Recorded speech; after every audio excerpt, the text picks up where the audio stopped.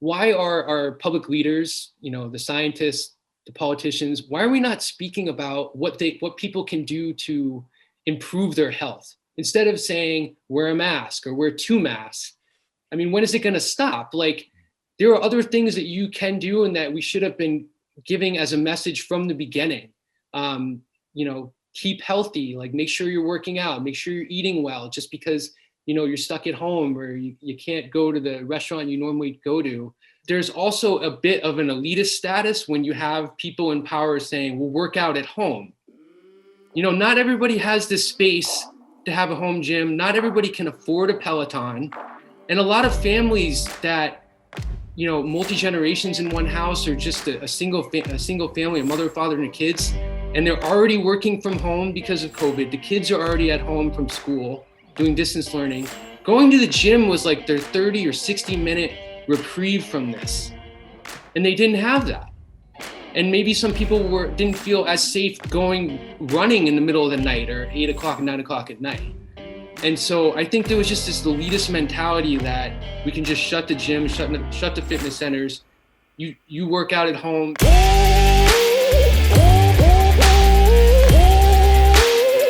Today we catch up virtually with Dr. Michael Daignault, who's a board-certified emergency room physician in the LA County area. And he was there during their big surge. And so we talk about lifestyle. We talk about therapeutic lifestyle change, nutrition, exercise, and how exercise is essential business, and the importance of regular physical activity, and how when you become engrossed in physical activity, you want to become more proficient in that. Whether for you that's yoga, for some people it might be kettlebells, for other people it's hiking or surfing or rock climbing or running. Whatever that is, that progress begets more progress. You want to become naturally more proficient at whatever physical activity you like to partake in, whether that's skiing, again, or biking.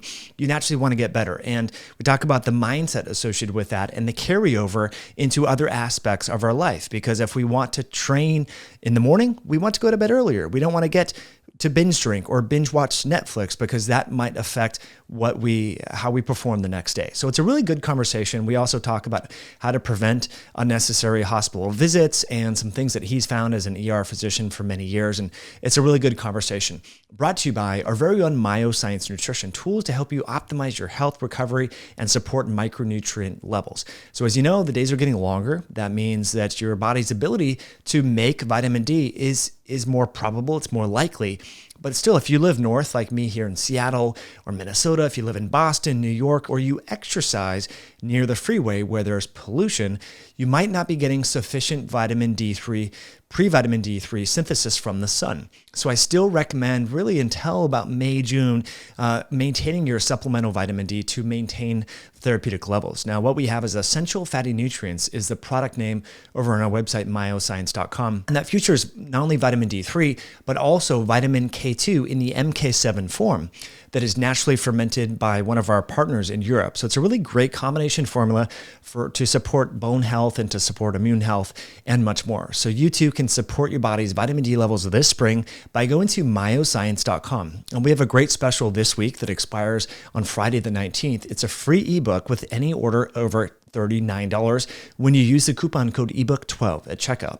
What's in this ebook? 37 pages, over 40 different recipes that are low carb, keto friendly, dessert recipes, edible cookie dough, for example, how to make coconut or avocado pudding, even some really good cakes and some awesome treats that your family will enjoy, so that you can feel like you're satiating that sweet tooth without sort of derailing your diet. So you can go over to our website, myoscience.com.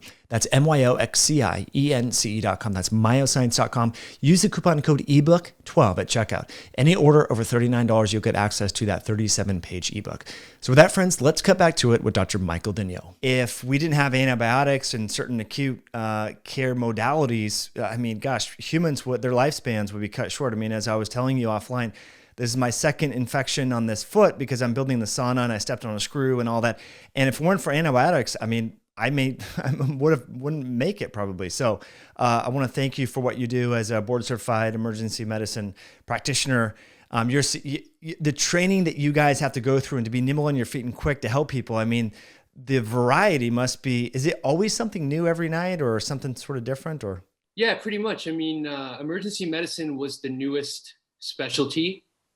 People to this day, when I tell them I'm an ER doctor, still ask me, "Oh, that's great. What's your specialty?" Because even though we had a great show called ER back in the 90s, people still think that we're surgeons or we're general medicine doctors. But in the 1980s, there were a group of pioneering doctors who realized that to train ER doctors and what we have to know is much different than any other specialty. Mm-hmm. And I always tell patients in the ER, I'm not here necessarily to diagnose you. I'm here to rule out all the bad stuff, the life or limb threatening things, such that if I discharge you home, I can tell you you're going to survive and that you'll be fine. Mm-hmm. And that's the difference between us and like an internal medicine, a general practitioner who has to diagnose and figure out exactly what the problem is. Mm-hmm. So, I mean, sometimes we diagnose. I mean, somebody comes in, they fell on their shoulder, and I do an X-ray and it's dislocated. So I'm like, you have a dislocated shoulder, I can fix that. But for the most part, I would say most of what we do is ruling out the bad stuff. And like you said, every shift, you don't know what you're going to walk into. But the benefit of our residency programs, which are 3 to 4 years, is that you basically get exposed to everything that could possibly come in the door, such that when you're working on your own as an attending, nothing will be shocking. I did my residency in the Bronx, in the South Bronx in New York. So believe me, I saw everything. Sometimes I still get shocked to this day, but for the most part, just try not to be phased, mostly unfazed these days. But right. After seeing that, I mean, the Bronx to North LA, probably a big difference, but of course there's challenges in North LA that you probably run into. Gosh, yeah, it's amazing. I want to thank you for what you guys do, because as a patient, it makes us feel so much more comfortable, because, we want, like, as a patient, because we know the ER, you have to wait around, it's expensive, but it's there. Like, you're going to get the attention that you need, and you're going to get a solution. And sometimes you can have a life-threatening issue and you need to go. But it's great to have you on, Dr. Daignault, because out of all the medical doctors, I follow a lot of people with opinions I agree with and disagree with on social media, because I want to get a good education. And you're one of the few mainstream medical doctors that is promoting a similar message that I've been kind of, it's like, look, if this coronavirus specifically that we're going to dive into is disproportionately affecting people with cardiometabolic diseases, obesity, and so forth, why are gyms still closed? I think in California, indoor fitness facilities are closed and all that.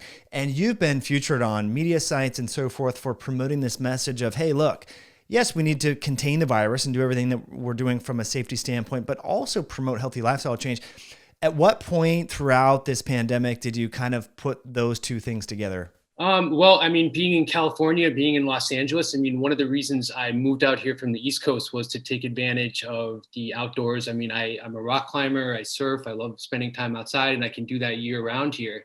But one of the things that I quickly fell in love with about LA was that this is like the center of wellness and fitness, and any niche idea you have for how to be healthier, it probably came from here. And I just got exposed to so much wonderful stuff from just small businesses that are promoting a unique way to work out your abs, or to, hit the sauna and then do a cold plunge. I mean, all that stuff I just was never exposed to before. And it became such an important part of my daily routine for wellness. It was always important for me post shift to find a way to wind down and recover mentally and physically, and recover physically after sports. And I think, initially it's been almost a year. I was talking with some climber friends today, and we remember it was almost a year to the day, maybe by 2 weeks, that we were climbing. And then the announcement first came on the news that starting tomorrow, all the gyms were going to be closed. And we never thought we would be here a year later and gyms are still closed. Granted, we were open I think 4 to 6 weeks in the summer. Right. But it's unbelievable. And the more I dove into this and spoke to people that I became friends with that are small gym owners here, and realized, how much they were suffering, they were losing their life savings, trying to pay rent, trying to do everything possible to stay open safely when they could, and then be told that they have to shut down. It was just devastating. And the thing that struck me was that gyms were placed in a similar category as, say, restaurants. And it just showed that there was just no understanding of fitness and health, and how that's completely separate from going to a restaurant, going to a movie theater, things like that. The fact that it wasn't parsed out from the get-go really told me where the priorities were going to lie. And gym and fitness owners are just not organized in California. I'm not sure how it is in other states, but we don't have a powerful lobby here. And there was a group called the California Fitness Alliance that started up because of this shutdown around last summer. And they basically questioned why gyms were closed. They asked the governor, they would ask the state legislator, like, where is your proof that operating a gym safely with reduced patrons and mask wearing is dangerous? And there was never any data given to us. And I think that's when people start to lose faith in their public institutions. And that's what happened to me. A lot of what I promote on social media and about COVID and wellness and et cetera is always evidence-based. It's evidence-based medicine. Let's look at the data, look at these comprehensive research studies that were done. So California Fitness Alliance did their own research last summer for that 6-week period. And out of like millions of gym visits in that 6 weeks, the rate of infection was like 0.002%. And the people that were infected didn't even get infected at the gym. And we sent that to the governor's office. We sent that to his health advisors. And, we've been pushing for them to reopen, but there's just a huge disconnect. And I think there's also a bit of an elitist status when you have people in power saying, we'll work out at home. Not everybody has the space to have a home gym. Not everybody can afford a Peloton. And a lot of families that, multi-generations in one house, or just a single family, a mother, father, and the kids, and they're already working from home because of COVID. The kids are already at home from school doing distance learning. Going to the gym was like their 30 or 60-minute reprieve from this. And they didn't have that. And maybe some people didn't feel as safe running in the middle of the night or 8 o'clock, 9 o'clock at night.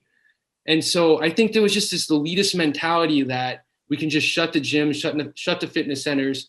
You work out at home. And certainly there was an explosion of people spending all this money buying gym equipment that you couldn't even find a pair of dumbbells a week after closure online. It was unbelievable. And I just, it was something I really took to heart. And, honestly, we're still fighting that fight. Unfortunately, I think what you said, the data is not really there. And I think there's several challenges there. When people see this inconsistency of, hey, we're following the data, but then the data doesn't support it. And when I talk about data and outcomes and outbreaks and so forth, I think there was one squash tournament or squash court or something somewhere in Europe, and there was an outbreak. It was indoor and it was like 4-on-4 or something like that. So there's a very small outbreak in I don't remember exactly where it was.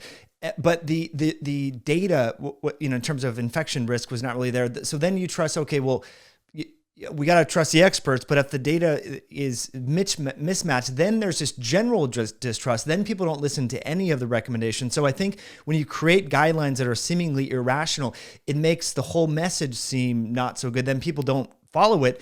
And what was interesting is Southern California kind of hit their peak way later than any other state. And it made me kind of wonder if that general distrust just brewed and people said, fine, I'm not listening to any of this stuff. It's kind of like if parents keep threatening you with we're going to take this away, we're going to take it away, and they never take it away. So you keep breaking the rules, and then all of a sudden, all hell breaks loose. But it's interesting about that, especially now, the kind of contrary point to that is that we know that exercise is a potent immune enhancer. So weighing the risks with the benefits would have been like an aggregated approach, saying, okay, well, some people might get sick maybe at this place, but on the other side, we're going to have that outlet that the stressed out mom would normally be turning to alcohol or cookies or whatever. But if she can go to the gym, she's not going to have, those bad things. So weighing the pros and the cons, there hasn't been much of this. It's been a sledgehammer, not a scalpel. One way or another. I think you hit exactly the main point, is that it's been so polarizing. Like when the new administration came into power, they said the previous administration were callous, they didn't care, they didn't do anything. That was true. Like they didn't really do anything about COVID for whatever. And then you have this additional approach now where it's not like black and white. And when we talk about risk, exactly like what you said, it's not things being 100% risk-free. And I read an article in the New York Times like late last summer, and it was about talking about throwing things on the risk fire. And basically you have to, when you go out your daily life, you have to take things off the fire, and then maybe you have to put something back on the fire and just sort of weigh what you want to do. And I think that conversation we never had was, there's no perfect solution to this. And certainly like what you said, if you have gyms or fitness centers given a chance to be open safely with masks, social distancing as best you can, reduce capacity, sure, there's gonna be some outbreaks. But the people that go to the gym, for the most part, are already healthier, already have stronger immune systems. They're trying to maintain that. And people that are going to the gym, they're doing, for the first time maybe, they're doing the best possible thing they can do to build their immunity and fight COVID, is give their immune system the building blocks to be healthy, and the building blocks that when they do get vaccinated, the vaccine will give them max protection. I think you posted an article earlier today about how people who were obese didn't have the strongest the highest level of immune titers. I mean, that says it all right there. Like if you can't just take a vaccine and hope that it's going to protect you 100%. You have to be doing everything you can to support your immune system like any other muscle. Use it or lose it. And I think that's what we're going to see. Yeah, I would love to dive into that, but do want to kind of talk about some of the characteristics that you've seen. But yeah, going back to the exercise thing, I mean, I'm a huge fan of this notion of immunosenescence and the fact that our immune system, the biologic age of our immune system, does not necessarily correlate with our chronologic age. You can be 50 and have a biologic age of 65 or 70, and a lot of that detriment in your functional biology can be a result of immunosenescence and accumulation of dysfunctional immune cells that should apoptose and die, but they're not.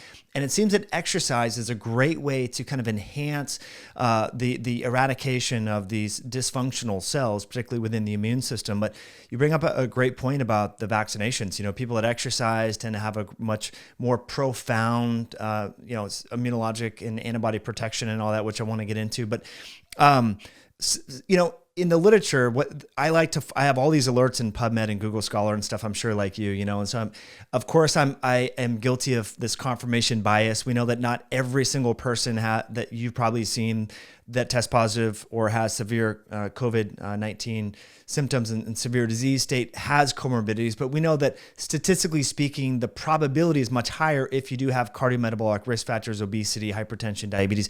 What would you say is the typical patient? Of course, not everyone is typical. Everyone's biochemically individual, but are most of the COVID patients that you are seeing comorbid conditions, overweight and all that? How would you say that matches up with your clinical experience with the research that we're seeing? Sure. I mean, just from my own experience, just on the front lines of being on the ER for over a year, I mean, people that have severe COVID illness, the ones that are requiring oxygen, the ones that are requiring Decadron, the steroid, and subsequent admission or further interventions definitely meet a certain criteria. I mean, it's the number one risk factor is obesity.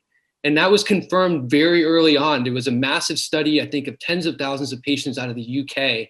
And that was listed as the number one risk factor for severe illness. And that was very early on in this pandemic. I think that was like as early as last summer. So, I mean, it was very clear that was the main risk factor. And then you have diabetes. Smoking certainly doesn't help. And, age really was, like you said, age really wasn't as significant a risk factor. I mean, if you were older and you lived in a nursing home, the nursing home was probably the bigger risk factor. But I mean, patients who were 60s and 70s that lived a healthy lifestyle, that caught COVID, that came to the ER for evaluation, there was certainly a large number of them that, we were able to just do some basic tests and reassure, and they went home and just kind of recovered from COVID on their own. So, but the obesity thing, that could affect 30-year-olds, 40-year-olds. I mean, I certainly admitted patients that young to the hospital with severe COVID illness. So It's crazy. Even as in kids as young as two, there was in June of 2020, there was an article in the American Journal of Pediatrics that showed that even obesity in children age of two, I don't know how, I've never personally seen an obese 2-year-old, but I'm sure they exist. And that was a risk factor for more severe outcomes. And so it's crazy, that we're, do you have children? I see pictures of kids in the background. Okay. So That's my nephew, actually. Yeah. okay. So you're around kids, I'm sure, in the ER, and I mean, it's just crazy that we're micromanaging kids and having them social distance. And in school, there's bubbles and plexiglass and this. Yet the school lunches are Cine Minis and Pop-Tarts and donuts, and it's like, well, gosh, why are we telescoping in on this one area when we're ignoring so many other aspects of public health? And so again, I think we're speaking to people that agree with us, but it's good to then now open up our vision and have a doctor like yourself share that message. What do you think it is? I mean, about the obesity? Is it the chronic inflammation associated with the obesity? Is it the mechanical pressure in the lungs? Like, what have you kind of thought about maybe why that might be such a common risk factor? I mean, I think you nailed the first two ones there. It's definitely the mechanical upward pressure on the lungs, and COVID is at its basis a respiratory disease.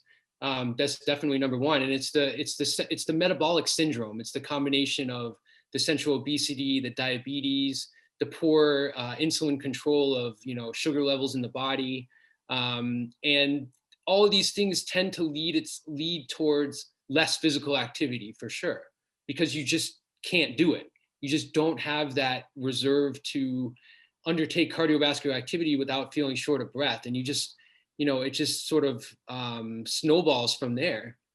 But, going back to your point about the kids who were 2 years old and have obesity, I mean, that goes to your earlier point about their potential immunological age is probably much higher than 2 at that point. And I mean, I look at what you posted about school lunches these days, and, it hasn't changed much since when I was in school 20, 30 years ago. And I think what I hope COVID does at a public health level is sort of just open our eyes that we need to totally recalibrate how we think about health and the way our healthcare system is set up to sort of be treatment and responsive based versus preventative and incentivize healthy living, because we are the farthest thing from that right now.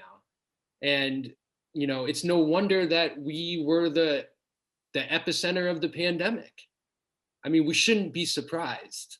What's interesting about that, and I agree 100%, is if you look at healthcare spending per capita, we spend pretty much more money than any other country. So if it was an access problem, because you hear, during presidential debates, election topics and hot political points, we need more access. And I wonder, of course, if like me, I hurt my foot, get an antibiotic, really helpful for a puncture wound and so forth. So of course, access in that situation would affect my health. But do most people need more access to a system that may not address the root cause of their underlying illness? Or do we need to really catch the horses before it comes out of the barn? I don't know the answer to these solutions or the solutions to these problems. But, what's interesting about, one of the facets, tenets of Obamacare was precision medicine and looking at each individual as biochemically unique and how, treatment and prevention modalities and interventions should be custom tailored to their genetics or environment and all that.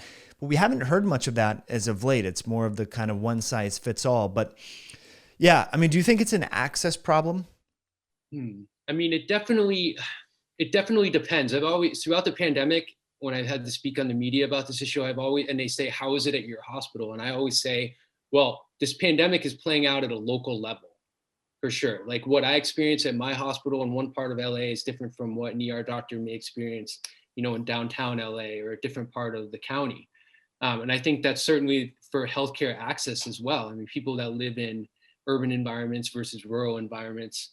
But I think the issue is who is responsible? Like, where should this public health message come from? And, I've responded to a couple posts of yours about, whether it should be an ER doctor having this conversation with patients versus primary care doctors. And primary care doctors are already stretched pretty thin. You know, they have to see a certain amount of patients in a very short period of time. And so even the ER, I mean, when they come in with a particular problem, it's much faster and easier for me to just say, I'm going to give you a prescription for this. It's so much easier. And your patient satisfaction scores go up, patients happier, et cetera. But I always talk about patients that come into the ER with abdominal pain as a prime example of like where Western medicine the medicine that I was trained in fails. I get more palpitations and anxiety about having to tell a 30-year-old that I haven't found anything wrong on blood test or maybe a CAT scan of their abdomen to explain their abdominal pain than I do if I have to tell somebody they have acute appendicitis or they have a pneumonia, where I can give them an answer. Because at that point, they will subsequently say, well, what's wrong? Why am I having this pain? And I could easily just say, well, just go home, take some Tylenol or whatever. But I start asking them, you know, what do you eat? Do you exercise? Let's talk about cutting out some of those pro-inflammatory foods that you're eating. How's your sleep at night? What's your stress level like? And I go through this whole thing with them, and it takes a significant amount of time in the emergency room. And it just, I would say maybe 1 out of 10 times it lands somewhere, because they just don't hear this. They don't hear this message from their primary care doctors. They don't hear it at home, and they don't hear it from their public health departments. So I don't know the answer, like where it would be, where this should come from, but you know, it has to change. That's so awesome that you do that. Now, you're probably not being financially compensated for this, but you're doing it because you feel like, look, if this is the one opportunity, they're in pain, maybe it'll stick. And like you said, it does, the follow through rate may not be as high, or they might be concerned, but that's amazing that you do that, because a lot of people would just be like, look, I'm not getting paid for this. Sorry, go see a gastroenterologist, right? Yeah, I mean, it takes this anti-acid medication and go see a gastroenterologist. And this is something, I mean, I had acid reflux before. I was having a lot of GERD type symptoms, and I went down that pathway of taking anti-acid and acid medications for a month. Then I had an endoscopy with a gastroenterologist, and all it showed was that I had mild acid reflux. And that was just not satisfying to me. I, really was delved into this, and the stomach is meant to be acidic. And here we are giving antacid medications that make millions, if not billions of dollars. It doesn't make any sense. And so, and I feel like I'm one of the only ones that talks about this with patients that come in with abdominal pain. They ask, can I have Pepsid? Can I have Prilosec? Can I have omeprazole, Nexium? I mean, there's so many out there. And I tell them it's not an acid problem. It's probably more your diet. It's your stress. You're not getting enough sleep. Try these things instead. And I will write out for them in their discharge papers ways that they can reduce their stress, what foods to avoid. And again, I mean, as an ER doctor, I don't really have follow-up with patients just because we're shift-based and don't necessarily see them again. And I don't know if it's going to work, but I just hope that, at some point it sticks. But it just goes to show you where Western medicine fails patients sometimes. I mean, Western medicine is great for a lot of what it does. And I mean, if I didn't believe that, I wouldn't be doing the job I'm doing. But there are certain limitations that we have to address. I think you mentioned functional medicine, to look at every patient individually and come up with a plan for them. And, that's something that I've definitely been reading more and more about and sort of gravitating towards as I encounter patients where my own expertise is limited. Mm-hmm. So it's definitely, food for thought. That's awesome. I really commend you for doing that. Now, on a personal note, what did you do? So you went down the traditional medical path, endoscopy, et cetera. Sounds like you probably changed your diet, changed some lifestyle things. What was like the main thing that sort of helped your gastrointestinal symptoms? Well, I just cut out anything pro-inflammatory. I had to break up with cheese. That was really hard because I will seriously eat a whole bar of cheese and crackers, no problem. But it was the cheese, it was the dairy, it was the breads, the pastas. I basically switched to a paleo diet. And, over the last year when the pandemic hit, I just decided, all right, I'm 41 years old. I need to start learning to make healthy food for myself and control all the ingredients that are going into what I'm making. And it's not rocket science that I felt significantly better Nice. overall because I wasn't ordering out, I wasn't eating takeout, and then even when restaurants started to open again, I really didn't want to even go as much just because I trusted my own food a little bit more just because of what I knew was going into it. Right. And I wasn't tired after I ate it. I didn't feel crappy. I didn't fall asleep immediately after eating it. And I haven't had to take an antacid medication in a long time. And I, really don't plan on it. The other thing I added was there's a supplement out of New Zealand called Athletic Greens. Mm. I don't know if you've heard about it. But I would just add Pellegrino water to that and give it kind of a kick. And it had a lot of prebiotics, probiotics, a lot of other vitamins. That definitely, I started that at the same time. So I don't know if it was just bias or which one actually worked, but something worked and I kept doing that. And then, it was the sleep. It was making sure that I kept my phone out of my bedroom. I started winding down 2 hours before bedtime. I used to hate baths, but I would say starting in March last year for most of the pandemic, every night I do an Epsom salt bath to wind down, followed by a cold shower. And I get into bed and I read my book. And that de-stressing definitely played a role in decreasing my stomach pain that I was having from what I thought was gastritis. Interesting.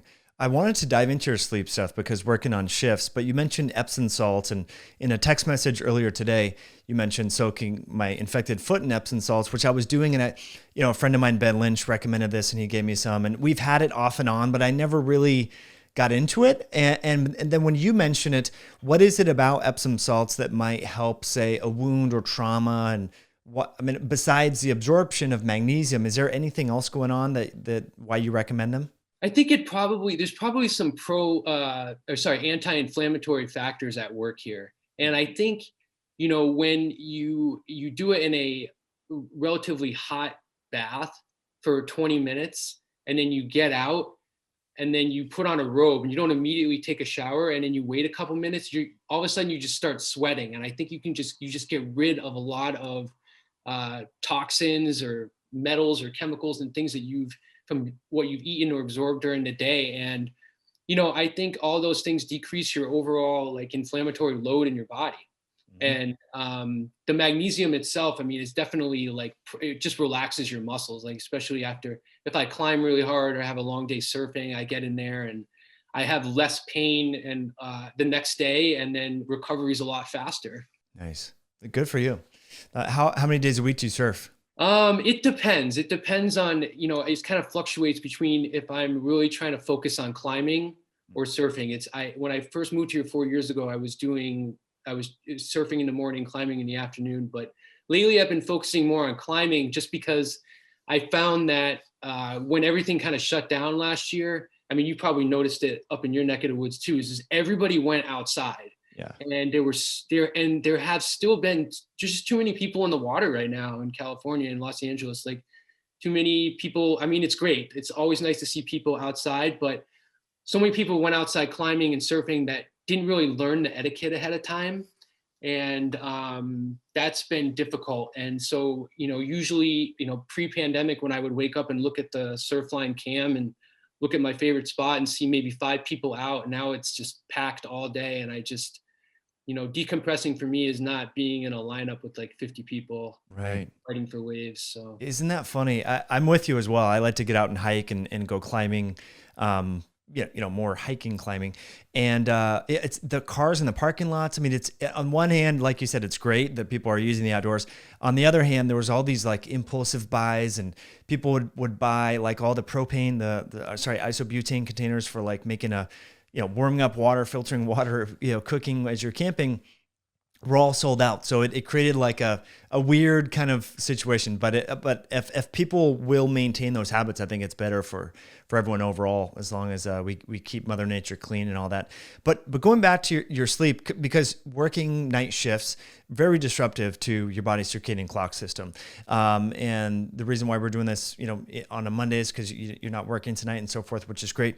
How do you, I get this question a lot. I'm sure people question, and you are probably trying to maintain your rhythms as best as you can. you need to be cognitively on point when you're working, but from a circadian standpoint, it's being disrupted. So what are you doing to kind of optimize and offset or improve your health while maintaining, this work-life balance here? I mean, it's certainly not a perfect system, and I struggle with this daily and weekly to just come up with the best, trying to be as parallel to the circadian rhythm as possible.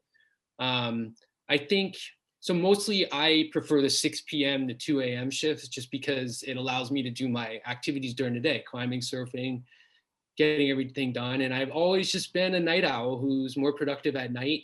And I like working that shift, but that means that by the time I get home, it's 2:30, and then winding down takes a couple hours, and I don't get to bed till like 4:30 ish, Wow. and end up sleeping till like 11 or 12, which isn't great. But I think the most important thing that I always recommend to people is the first thing you should do in the morning is to just get outside and get that sun on you, Mhm. because that'll just set the tone for the whole day. Like if you're not getting that vitamin D to help you regulate your rhythm, you're starting off in a hole already. So, even though I wake up so late, I just try to get some sun exposure, whether that's just walking outside to get a cup of coffee, or better yet, like jumping in the water and surfing. But it's tough. It's difficult. The days that I'm not working and the following morning, I just try to, I have just a shade, and I just try to wake up naturally with the sunlight. I used to treat every bedroom I had, no matter where I lived, as like a cave, because I wanted Mhm. it completely dark. But I realized that it would just mess me up, because there was none of that natural light to start filtering in the morning to slowly wake me up. And I think, sleeping in a super dark room and then using an alarm clock to wake you up is very jarring. Yeah. And that's not the natural way we're supposed to wake up. So I've gone away from that and trying to be more, trying to be more with the circadian rhythm on that.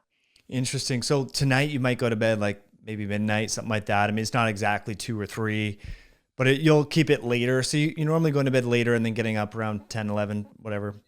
Yeah. I mean, as long as I think you're consistent with that. Now, how many days a week is that 4 to 5? How many days a week are you working? I do about 12 shifts a month, Okay. 12 8-hour shifts a month, which doesn't sound like a lot, but ER 8-hour 12 shifts in the ER are intense. I mean, we don't get Breaks and scheduled breaks to eat lunch or whatever. You got to just find 5 minutes. mhm. And it's nonstop. Like I'm literally like decompressing on my drive home. Right. It takes a while to wind down when I get home. I have to like watch something escapist or read a book that's not based in reality, just to calm calm I my, could, calm my brain down. So yeah, I can imagine. So if someone comes in with a gunshot wound, let me just understand like the triage diamond and stuff like that. Full blown code red, everything. Are you going in? Can you get scrubbed in going into surgery, or is there other surgeons there? Like, how would that work? it really depends on the hospital or academic center where you work. When I did my residency at Lincoln Medical Center in the South Bronx in New York, we were a level 1 trauma center, which means that you have all available possible subspecialties to help you manage that trauma. So that's neurosurgery, that's trauma surgery. So these are surgeons that are specifically trained in trauma, and we would always work together with those attendings and their residents. So in the ER, and it's very much team based. And the benefit of trauma is it's very algorithmical. It used to be, ABC, airway, breathing, circulation, and then now we've gone back to more of a CAB, circulation, airway, breathing. But in the ER, the ER docs, we were always responsible for the airway. So if somebody had a gunshot wound, per your example, and they were quickly losing blood and going in and out of consciousness, we would stabilize their airway by intubating them. So that's putting in a breathing tube, connecting to a ventilator.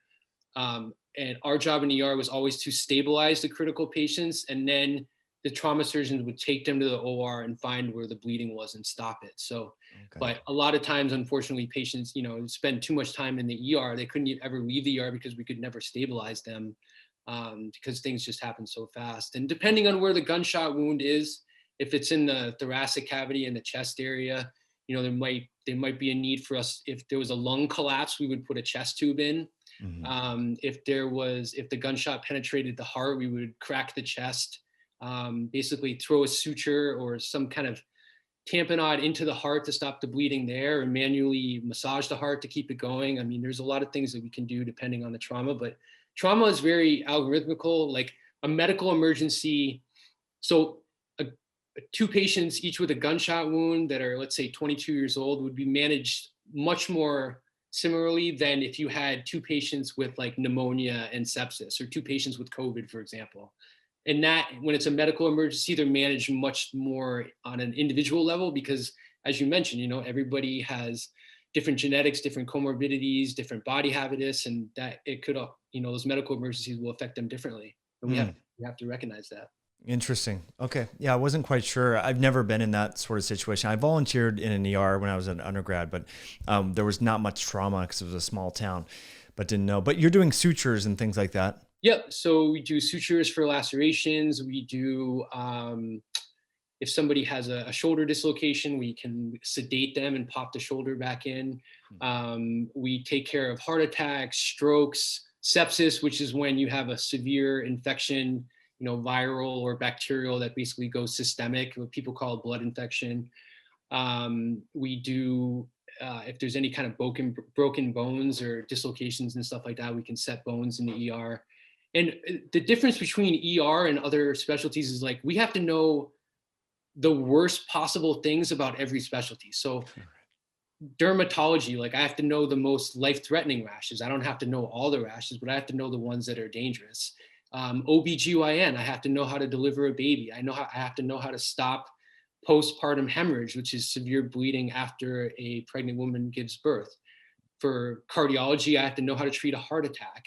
I mean, for neurology, you have to know how to treat the strokes. And so that was why our training was very specific. And that's why we had to have our own specialty, just because we had to know the worst parts of each of these things, because Right. you never know what's going to come in. Yeah. Which kind of makes it exciting, right? Because it's so novel, everything that's going on. So you see a lot of different, issues that people are having. What's the most common preventable thing? Like, if you could say, like, gosh, I wish, around Christmas, people just put their ladders up more securely. Like, what's a few things that people could do to prevent, getting hurt? Oh man. So if we're talking specifically about trauma, I've never been asked this question. This is really good. Like, what would be the number one preventative thing?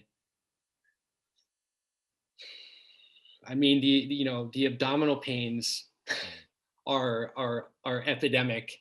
But there's not really something you can tell people, like, what, don't overeat. Well, or pay attention to your diet. I mean, gosh, so many people have gut pain and they don't know why. Yeah, and they get mislabeled, or they get labeled with a lot of different terms, Mm-hmm. like irritable bowel syndrome, or acid reflux, or GERD, or functional dyspepsia, or ileus. I mean, or fibromyalgia even. I mean, it's insane, but all that could be addressed by just simple changes in diet and exercise. And there certainly are patients that have those diagnoses and that see specialties for these things, that when I try to suggest this, it doesn't really go well, because they've been given these labels of these diseases by other specialties, and it sort of has come to, unfortunately, define themselves and how they think about their medical problems. And it's almost like they're thinking of the medical problem as something outside of themselves. And for me to say, well, what about, basic things? Are you exercising? Are you eating well? Are you sleeping well? That's putting the onus back on them. And I think a lot of people are resistant to it because they've already been labeled as having a particular disease. And so that's another thing we have to think about addressing. I love that you bring this up. I was having the same conversation with a friend last night, and that label gives people attention, and it serves them in the sense, because they're building community. People have empathy for them and this. And so it's interesting that, and then once, and this is getting not too woo-woo. I mean, the field of psychoneuroimmunology kind of characterizes this, but once we start to believe I have X, cancer, autoimmunity, you fill in the blank, then, what you think, you believe, and you become. And so it's, I had this situation where I had this elevated tumor biomarker, alpha fetoprotein. And why I even tested it's a long, complicated, silly story. But anyway, I've repeatedly tested this and it's always been high normal. And I've had an MRI and, ultrasound, all of this. And there's nothing there. It's linked with liver cancer. It's normally only, followed for diagnosed by biopsy, hepatocellular carcinoma or testicular cancer.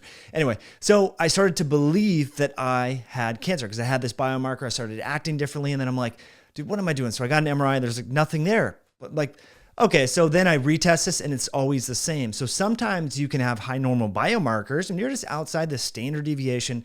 But anyway, that belief that you have a ailment disease can be very dangerous and it can be self-limiting, as you mentioned. 100%. I mean, the major example, you talk about that test where you're like, it got ordered somehow and then it's always been high is the PSA test. It's a screening test for basically prostate cancer. And there's a lot of reasons why PSA can be elevated. As you get older, your prostate gets hypertrophied, you make more PSA. If you're someone who rides a bike or works out every day, that level is going to be elevated. Caffeine, sexual activity, all these things can influence that level. And what happens with screening tests in the United States is you get a positive screening test or a level that's high. It's done by your primary doctor. You refer to then a specialist, in this case, a urologist, right? And if your level is above a certain point, then they'll suggest that, oh, you might have prostate cancer. We need to do a biopsy. And then so you have this very painful procedure to get a biopsy, which itself could cause bleeding or infection, right? And then say that is also potentially abnormal or non-diagnostic, then you're going to end up with like a procedure to either, use a laser to shave down your prostate or something more interventional. And, that's even the American Academy of Urology, I think it's called, has said that, primary doctors shouldn't be ordering this test anymore because this is what happens. They recognize that it goes down this pathway where you get procedures and other tests that you may not necessarily need. And even if you were diagnosed with prostate cancer, it's such a long-term, disease process that you may not have ever known that you had it at a certain age, and you would pass away from something else completely different. And you would have spared yourself all this mental angst that you had prostate cancer when you could have lived your life in happy ignorance. I mean, certainly there are roles for, diagnosing prostate cancer, and it's a devastating disease, but, we have to be careful with any test that we order. And I always tell patients in the ER, like, I will only order a test if it's going to change what we're going to do. Like, if it's going to change my management, if it's going to change your outcome, I will do that. And because a lot of times people will come to the ER and pretty well health requesting a specific test. And you try to explain to them that this test may pick up incidental things that we're not even looking for that are going to give you more worry down the road. Or if we're doing a CAT scan, it's a potential radiation dose that you didn't really need. But then, you're weighed against, patient satisfaction and them filling out a survey that said that, you weren't attentive to their needs and you didn't give them what they want. Oh. And goes back to another question, is how we treat medicine sort of like customer care, like that the customer is always right. And it's not the same at all. I mean, in medicine, the customer is frequently wrong.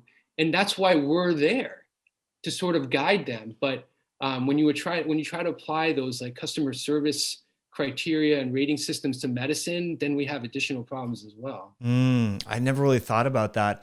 The over testing being a kind of a consequence of patients driving, hey, I want the CAT scan, I want this, I want that. I thought it was more of like a lack of tort reform and you were worried about being liable for this or that. But yeah, there could be part of that. But yeah, it's a big point, and when I was younger, I used to be this more is better when it comes to health, more testing and all that. And I had a physician mentor friend, internal medicine doctor, and I worked there doing nutrition consults and so forth. And he had the same mindset that you just shared with us, is like, look, if a test, a biomarker, whatever, doesn't change the course of treatment, there's no point in looking at it. And I thought more is always better. Like, we need apolipoprotein B, ApoA1, like, but then now that I've had this run around with this alpha fetoprotein, I very much share that, because, and even diagnostic testing, like you said, you know, you can get a CT scan, you have a little lump or whatever, then you get another one, then it's not as clear, and that, you know, so it can, you know, imaging can be challenging as well. So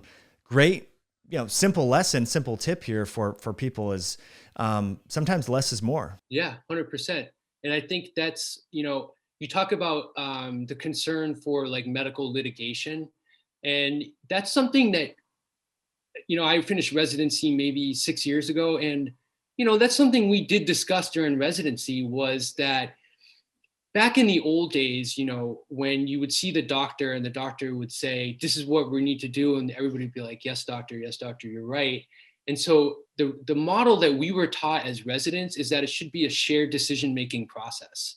And I always document that after a patient encounter. I say, in shared decision-making, I presented these options. This is what the patient and I'm not putting it all on the patient. I'm saying this is what the patient and I discussed, given available options, weighing the risk and the benefits. And so that when I do that, I don't worry about the potential for medical litigation. I mean, right. I think that's just, that's how it should be. And ultimately, if you're just nice to your patients and treat them with respect, you're protected there as well. So, I mean, I think that's the main difference. Totally. Yeah. And hearing them, having the empathy, which I know you do, which is great. Dr. Michael, let's kind of finish up on vaccines. I know it's highly polarized, it's controversial and so forth. What, if you could pick one of the available vaccines, which one would you get and why? So I actually myself got the Pfizer vaccine. I've gotten my 2 doses. It's already been 6 weeks since my second dose. And, you know, that's what I would recommend. But I mean, I think anything you can get would be great. But what I like about the Pfizer vaccine is that the data that's come out it not only shows that it prevents serious illness and death and hospitalizations, is that the data out of Israel now, where we have, you know, there's 7 million people in Israel, about half the population has gotten vaccinated. And most of their virus that they had there were variant viruses. And in their subsequent data that they've done, this is real world data, it's shown that these vaccines have actually reduced community transmission. So it's what we've always suspected and hoped, that the vaccines not only keep people out of the hospital, keep them from dying, but it prevents transmission from person to person. I mean, that's huge. Mm-hmm. And I think, you know, that really bodes well for us getting out of this. Yeah, that's awesome. On the second, because I've read some of at least it was like the phase 3 part, the reports, JAMA, New England Journal of Medicine, the second shot, there was more kind of local tenderness and things like that. How was the second dose for you? Both doses for me were, I mean, I had, after the first dose, had a little bit of soreness. The second dose, 24 hours later, had a headache. But right after both doses, I went climbing for 3 hours. Oh, nice. So I felt fine. But again, this goes back to our initial point. Like, I didn't expect to have a severe reaction just because I take care of myself. I get my annual flu shot. And I've told people, if you get your flu vaccine, that's like you're using that muscle from the immune system. And so if you're used to getting vaccines, you shouldn't have a problem with this. If you have severe reaction, then, or like, I want to say severe reaction, but a lot of side effects, just means that your immune system is sort of being awakened and revving up and creating antibodies. The other good thing to mention about Pfizer is this is sort of a cutting edge thing that I'm going to start recommending based on the data I've seen, is that we need to do more antibody testing, because right now, officially, there's 28 million people in the country that have had COVID, but we estimate that it's probably 5 times that amount just because of asymptomatic spread. So that's 140 million people that potentially have antibodies, most of which caught it over the last winter surge and probably still have antibodies because we know they last 6 to 8 months. If you get tested before you get your vaccine, if you go and find out if you have antibodies, you could potentially wait on your vaccine. Defer your shot so that somebody that's never had COVID, who's older, potentially more sicker, can get theirs ahead of you. And then the second thing, the Pfizer data has shown recently that if you've had COVID, you potentially only need one dose, and that your natural immunity plus that one vaccine dose gives you a higher titer level than people who never had COVID that got both shots. So if we do that, that's overnight, we double our supply. And right now, supply is very limited. But I think, the CDC doesn't recommend antibody testing before vaccines, which is mind-blowing. Like, we're doing all this eligibility based on age, where you work, your co-medical problems. But why aren't we doing antibody testing? If somebody already has antibodies, why would we give them a vaccine? It doesn't make logical sense to me. And, I'm seeing in the last couple of weeks, more and more people are raising this point, writing op-eds, talking about it. Even Dr. Fauci has considered that, we need to look into this more. And he's been somebody who's super staunch on, you need 2 doses. This is what the clinical trials data showed. Let's stick to 2 doses. So I wouldn't be surprised if we see a total change in this. And that could really help us vaccinate a lot of people really quickly and avoid a forced surge. Yeah, that would be amazing. I mean, a lot of people ask me because I do have antibodies, and I'm actually going to test mine again tomorrow to retest, because it's been about 70 days since my last symptom and about 45 days since I last tested. I plan to test every 60 days. But people have asked me, well, are you going to get the vaccine? It's like maybe down the road, but everyone that I know, I have antibodies, so I'm not, and my illness was very mild. I'm not around a lot of high risk people, so I'm not in any major rush.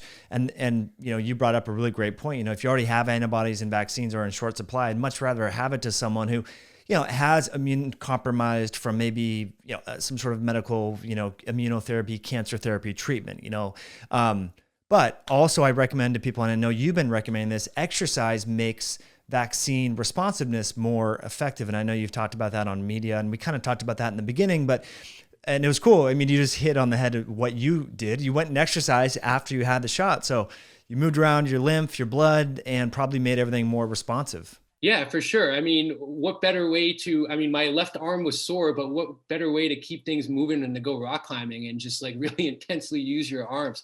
Plus I was like, personally, I was just super relieved. I'd been in the thick of this for a year. At that point, it was 9 months, and just, every day having to see sick COVID patient one after another, especially November, December, January. It was just, it was rough. It was tough. It was rough. And so to have this now and to be confident in it, and I think that is another important point to make, is that a year ago we were told, wear a mask, social distance, wait till you get a vaccine. Then we've rolled out these amazing vaccines, and now we're told, just continue to wear a mask, continue to social distance, nothing changes. And I reached a point in the last few weeks where I was like, enough is enough. There's too much pessimism. Like granted, we didn't do a lot of things right in this country, but the vaccines was definitely the one thing that we did right. And if you're telling people that their lives are not going to change because they got vaccines, people aren't going to want to get it, because they're like, if I'm not going to be able to do things I want now that I'm vaccinated, what was the point? And I think we have to step back and take the small victories or the big victories when we get them and have a little optimism. I mean, even, the president has done a lot of great things in getting this ramped up really quickly in the last couple of months. But, he and Dr. Fauci are still predicting December or Christmas is when things will return to normal. And I'm sorry, that's too far away. And, even I think finally over the last couple of days, Dr. Fauci gave an interview on Yahoo News where he admitted some optimism that by the summer we should be back to normal. So that was the first time I'm seeing a crack in that armor, so to speak. And even Sanjay Gupta mentioned the other day that we might have functional immunity. And just looking at the numbers itself, if you take it that there are 140 million people that have antibodies, we've already vaccinated 50 million people, I think it was by today. I mean, that's almost 200 million out of 300 million potentially people that would need it already vaccinated. Like, when are we going to say we're good, or just be like, let's just have some hope and just People are overwhelmed. I mean, it's been a year of just like bad news after bad news, and for me, it was just I just got to a point in the last couple of weeks. I was like, we need to stop and be a little bit more realistic and hopeful that we're going to get out of this sooner rather than later, and just acknowledge that the signs are all pointing in the right direction. 100%. And it's such a bad PR policy to sell a vaccine that people are already reluctant to take. If you tell them after you get this vaccine, you still have to socially distance, wear a mask, stay home. It's like, okay, well then why would I want to risk the potential unknowns? They're low, but they're still there for certain people. So yeah, I'm with you 100%. I think you got to hang the carrot and the stick. Say, hey, look, you get the vaccine, you can take your mask off, you can go hang out with friends, you can go do what you want for the most part. Yeah, so I'm with you 100% on that one. So I'm glad to hear that maybe the conversation is turning. What was the impetus behind, there was just like a few, I don't even know if they're fringe or whatnot, articles saying that people might need 3 doses. What was did you hear about that? Is that any? Yeah, I posted about that today on my Monday, 5 things to know about COVID. There was, it was in a discussion about second generation vaccines. So Moderna, which was one of the mRNA vaccine producers. So let's quick step back. Like the mRNA technology, the platform has been around for years, and it was made by a particular scientist, a brilliant scientist, and she was never really given enough credit by her colleagues. And there was never enough funding available, and there was never really a need to use it. So that technology already existed. And so once we had these billions of dollars coming into play, it was very easy to make these vaccines. The mRNA vaccine is so simple that it can be quickly reprogrammed. And so Moderna already reprogrammed their mRNA vaccine to cover the variants from the UK and South Africa and Brazil, and submit it to the NIH for some trials, because we already know that the mRNA vaccine works. And so we might not have to go through these significant 10,000 strong patient trials again, just because we updated it. So there was some suggestion that, do we really need a second generation vaccine if our current vaccines still show that they're effective against the variants? The variants didn't completely escape from our vaccines, they reduced the effectiveness. And so that means that there's less antibody titer. So to answer your question, there's some thought that if, for example, you had the 2-dose Moderna or Pfizer vaccine, that down the road, late summer, early fall, we just give you an additional dose, like a booster, just to jack up your titers, and that higher level will be able to protect you against the variants, which could very well become the predominant strain in the United States. So that's the big question right now that we're already looking at. Interesting. Okay, so they've already kind of updated the mRNA proteins so that it makes antibodies a little bit more specific to these new variants. Interesting. That's cool. I mean, that's neat that it can be changed that quickly. Much more so than the traditional vaccines, like if you have a adenovirus vector used, like in the AstraZeneca one, or the Johnson & Johnson single shot that incorporates more of the whole viral genome. The mRNA vaccines is just a messenger RNA strand specifically for the spike protein. Those vaccines don't even include the entire viral genome. Right. I mean, it's so simple. There's only 9 total particles in that vaccine. Yeah, that's very interesting. Yeah, I've been diving into that, and it seems that our immune system, like the natural course of infection without any vaccination, we make more antibodies to the N protein. N is in Nancy, which I thought was kind of interesting, but it seems that they went after the spike protein because that's how it gets into the cells. And if you can prevent it from replicating, that's like an easier thing. But yeah, it's pretty fascinating. Just diving into kind of the mechanism of action, because this is a similar or new technology that a lot of people don't really understand. So I was kind of curious, but awesome stuff. You're sharing a lot of great information over on Instagram. What's your handle again? Yeah, it's Dr. Daignault. So DrDaignault. Awesome. You know what? I'm thinking of a good book idea so that when you're in the ER, you're probably saying a lot of the same things. Just hand people, hey, here's a book. Here's like the 10 things that I wish, people with gastrointestinal issues would have. You should write something like that. That would be awesome for people. That's a great idea. Yeah. Then I think people will dig it, then if maybe it's your close rate is 1 in 10, maybe it's now 5 in 10 or 4 in 10 or whatever, and you can help a lot more people. So, Dr. Michael, really, really appreciate you coming on the show and being so transparent. And it's always great to speak with a medical doctor who practices what they preaches and also exercises and values sleep and sunlight and all of that.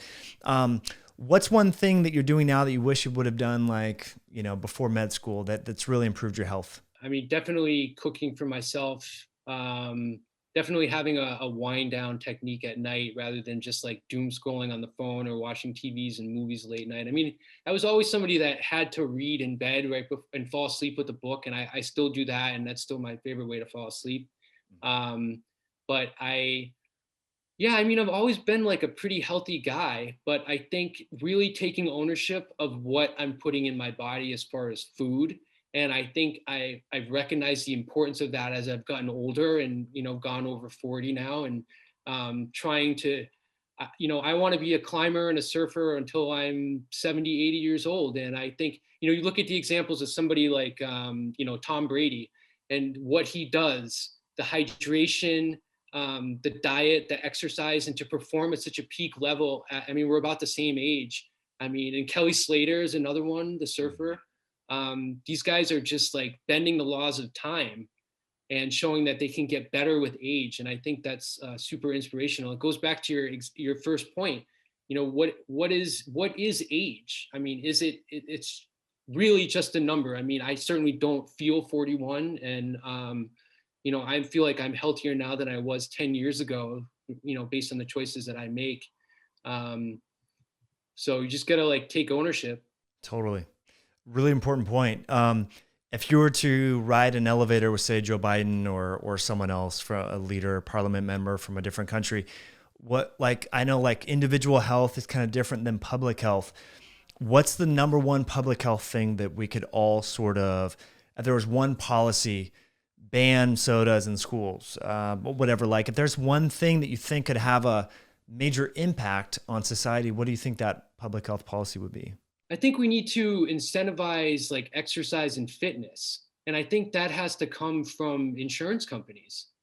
I mean, why am I paying the same premium every month for my insurance as somebody who's my age but has diabetes and heart failure and all this stuff? I should be incentivized for what I do to take care of myself. They should be asking me not, what are your medical problems, but what are you doing to be proactive about your health? Like, how many times a week do you work out? Like, how much do you exert yourself when you work out? I mean, there's obviously a difference between somebody who goes for a walk 30 minutes and me that goes rock climbing for 3 hours. And that should be a tiered system, and I should pay less in health insurance. And I think that to me is the fundamental key for everything, is the fitness and the exercise. I mean, I think everything flows from that, because as you exercise and you do things that are harder and sports that are more challenging, you're going to want to get more of that dopamine rush from succeeding at those sports. And then you sort of read more about how to increase your performance, whether that's what you eat, when you go to bed, how much you hydrate, what you eat the night before your activity, what you eat for recovery fuel after. Do you eat before your sport? I mean, that's where you start going down this very healthy rabbit hole. And I think it starts with the exercise and the fitness, and then everything sort of flows into that. So, we've sort of talked about this before over DM on Instagram, is just, what is the role of public health departments? I mean, I never followed LA Department of Public Health Instagram until the pandemic started, but like, what else can they do now? Like, what can we do moving forward? And, the other point we have to make is, that you made eloquently very, very many times, is why are our public leaders, the scientists, the politicians, why are we not speaking about what people can do to improve their health, instead of saying wear a mask or wear 2 masks? I mean, when is it going to stop? Like, there are other things that you can do and that we should have been giving as a message from the beginning. Keep healthy, like make sure you're working out, make sure you're eating well. Just because, you're stuck at home or you can't go to the restaurant you normally go to. And I think that if we would have done that, it probably would have saved a lot of lives as well. I'm with you 100%. And going back to the insurance incentives, is there any money in that though? So if you're an insurance company, it seems that eventually your it would help bring down the cost, but does it not? Maybe the actuaries have looked at it. I don't know. I mean, yeah, I mean, I think I'm probably speaking outside of my my expertise here, but the one thing that we do know is that, when you go to the hospital, you go to your doctor's office, and your visit is assigned like a billing code, depending on how many things were done during that visit. Things like procedures and interventions are definitely reimbursed at a higher level from insurance companies to that hospital than if a primary doctor basically clicked off, wellness check, for example. It's not given as much of a reimbursement as a procedure. And it goes back to the earlier point about these screening tests leading to procedures. A lot of subspecialties make their money. The subspecialists that make the most money are intervention procedural based. So cardiologists, urologists, orthopedics, interventional cardiologists, because those are pretty high-end technical procedures that they have to go to school for a long period of time, residency, fellowship, et cetera. And the insurance companies reimburse those at a higher level. But like you said, how could we show that there was a cost benefit to talking to a patient for 15 minutes about wellness? Like, where would they see the return on their investment from the insurance company's point of view? And it's hard to quantify like time and money saved down the line, right? Right. Like, how are you going to say that this wellness visit on March 1st led to not a hospitalization in 6 months? I don't know the answer to that. Yeah. It's interesting. Maybe there needs to be just a new insurance company. I think people are working on it that will be like the Uber of insurances that the healthy people will sort of latch on to. And just like Whole Foods kind of disrupted the whole grocery store experience. Grocery stores used to be kind of these drab places, you didn't want to hang out. Now you can go, there's juice bars, there's coffee, Whole Foods, I think, really kind of, caused that momentum shift. So I'm sure people are working on it, but, Dr. Michael, it's really great to connect with you and talk about all these topics. And it's fun I don't even know how we got connected on Instagram, but it's cool that, we have this platform where we can meet like-minded people and share ideas and learn from each other. So keep up the great work. And do you have a website, or is it mostly just Instagram for now? Just all the Instagram for now, Dr. Daignault. Awesome. Follow. Yep. Thanks, man. Hey, have a good one. Appreciate you coming on. Okay, take care. Well, my friend, you've made it all the way to the end. What do you think of that interview? If you enjoyed it, please hit that like button. If you want to share this with a friend or family member by just texting this video or audio podcast to them, that would be greatly appreciated. If you've been listening to these podcasts and you've been enjoying them, I would be honored if you could share just a little bit of feedback over in iTunes. It might take 30 or 40 seconds of your day, but it actually really helps us and helps spread the message to like-minded people just like you who are trying to vet this podcast. Also, links to connect with Dr. Michael Daignault will be below. Definitely suggest connecting with him over on Instagram. It's always great to connect with an emergency or traditionally trained doctor who really believes in the power and the benefits of therapeutic lifestyle change, as Dr. Daignault does. So as always, thanks for being here. Thanks for subscribing, and we will catch you on a future podcast down the road. Until then, be well. Bye.